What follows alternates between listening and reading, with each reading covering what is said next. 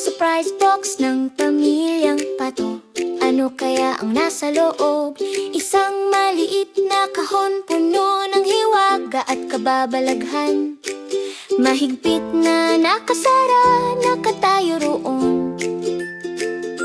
Ang kuryosidad ay lumilipad sa hangin. Palibot ng kahon, dahan-dahan kaming naglalakad. Tik-tik, silipin, ano ang alam natin? Dahon ba ito, laruan o bato? Ang paghuhula ay nagpapalipad sa ating mga isip. Magulat, tumingin at tingnan, ano kaya ang nasa loob? Paano kaya ito? Mag-isip muna bago subukan. Itataas tayo ng kuryosidad ng mataas. Tahimik kaming naghihintay, dahan-dahang kumukuha ng oras. Ang mga puso ay tumitipok sa ritmo, malumanay at pantay. Dahan-dahang bumubukas ang takip. Oh, humihingal kami ng masaya.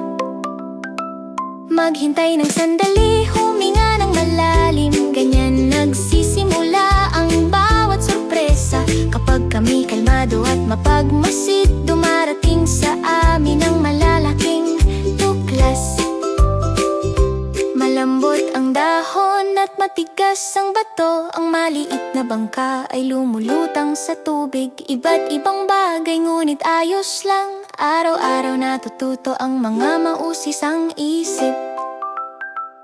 Tumingin at matuto, pagkatapos ay magbahagi ng maingat. Ipinapakita ng bawat sorpresa na nagmamalasakit tayo. Kapag namamangha tayo ng magkasama, pinupuno tayo ng kuryosidad sa loob. Hindi masyadong mabilis, hindi masyadong malakas. Ang mag-isip muna ay nagbibigay ng karangalan sa atin. Isang misteryo ang naghihintay, banayad at mabatid para sa mga